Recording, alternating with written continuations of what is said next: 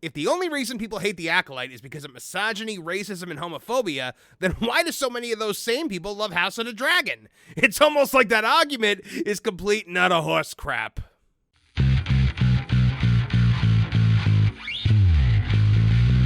Hello, I'm Marvin, and I'm the Movie Monster. Since before the release of her Abortion That Lived, also known as The Acolyte, Harvey Weinstein's former personal assistant Leslye Headland, along with Lucasfilm overlord Kathleen Kennedy, have been blaming misogyny, homophobia, and racism on people's visceral reaction to their insulting pedestrian deep-as-a-Dixie cup slop.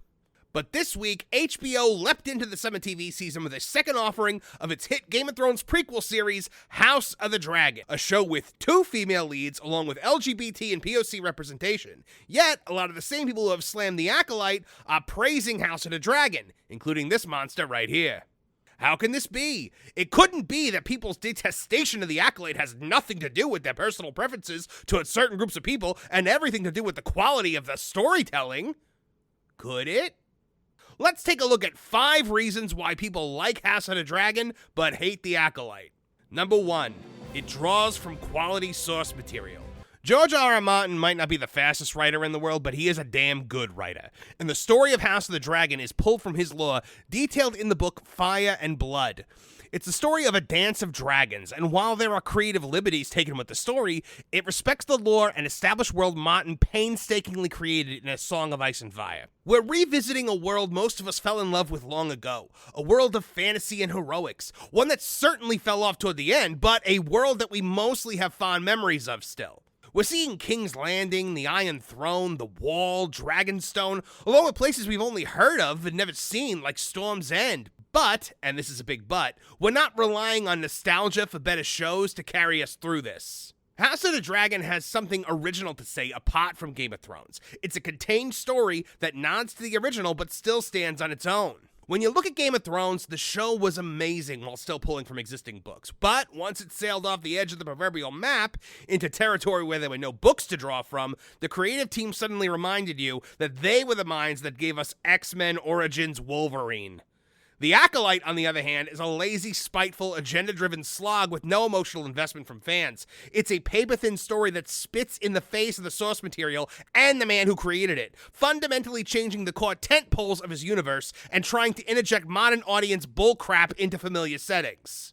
Leslye Headland seems to have contempt for the source material and for George Lucas, altering the very nature of the Force and stripping Anakin Skywalker of everything that made him unique.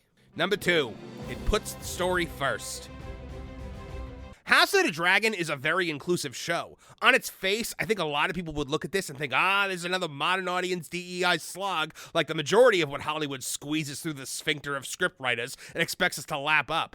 The main characters are 2 women. There was an LGBT subplot in the last season that's definitely going to come back this year. It has race-swapped characters and presents a more diverse Westeros than we've ever seen before. But, and I stress that this here is the important part, none of that is integral to this story. There's no social messaging, no modern political equivalent to draw from, no virtue signaling nonsense wagging its finger at you from the shadows and telling you how you should be living your life. It's just an interesting show that presents a good story of friendship, family, betrayal, and interesting characters that's meant to be, dare I say, entertaining?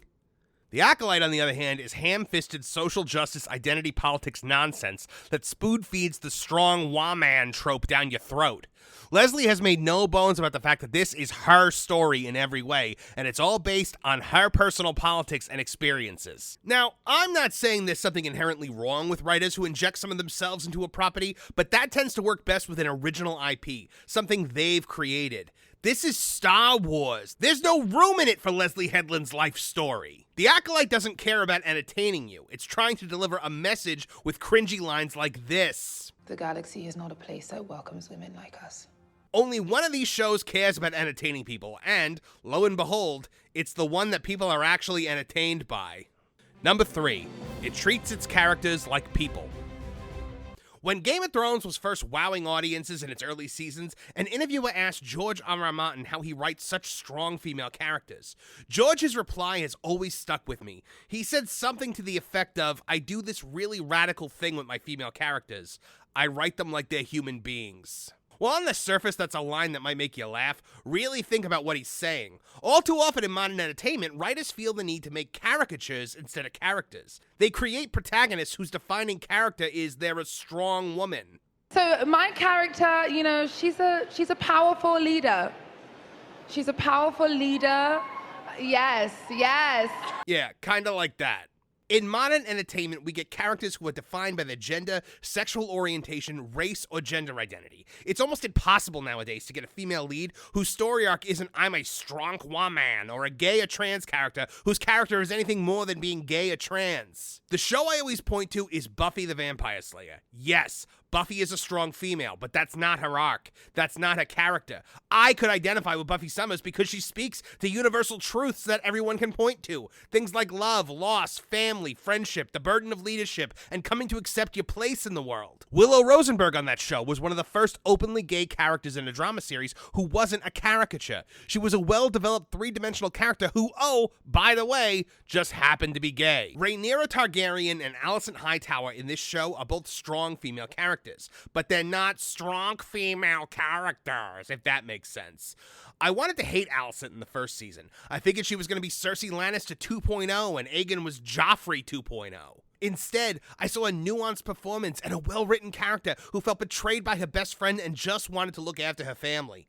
Aegon showed us in the premiere that he's a layered character and a good person when he wanted to give a shepherd his sheep back because it was just the right thing to do. Rhaenyra makes mistakes. A lot of them. She's a flawed and sympathetic character who showed weakness and grief this week in some truly poignant moments. There are moments when I see her as a hero and moments where I want to scream at her for being an idiot. And that's how I feel about most actual people I know. She's a real person. Game of Thrones has always been a morally gray world. It's a world of intrigue and betrayal where the people you think you like do things you hate, and the people you hate sometimes show you that they're real people under it all. Except Joffrey.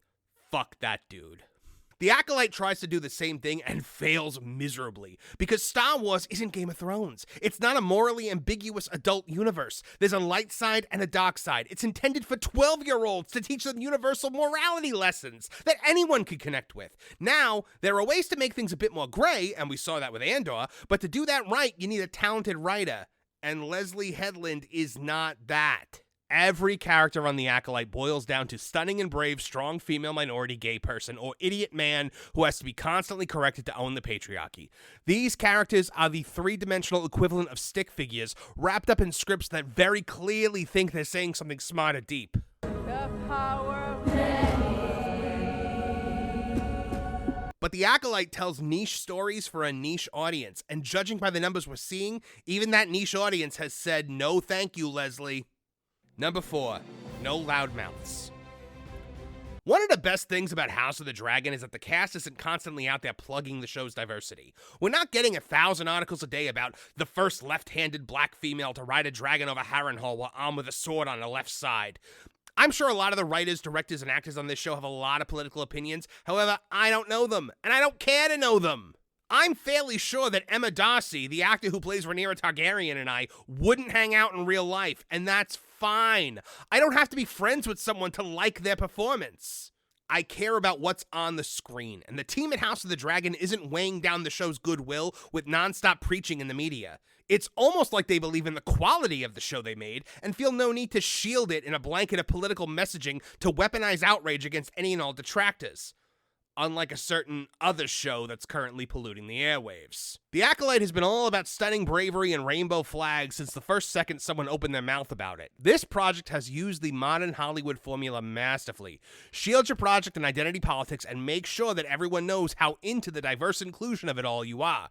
Plant articles in friendly shill media outlets about how stunning and brave you and your project are, and then you could say all the negative reviews are bigotry and scores are low because of review bombing. Leslie's personal politics have been on display through the entire production, from her saying that the show is reflective of her life as a gay woman, to her calling us all misogynists for liking George Lucas and wondering what he'd be doing with his story right now. We've all been lectured by this blockhead non-stop. Then you have actors going out there being fake idiots, like Jedi Superfan, who is such a superfan that he told the world twice in 2 different interviews that Anakin Skywalker blew up the Death Star.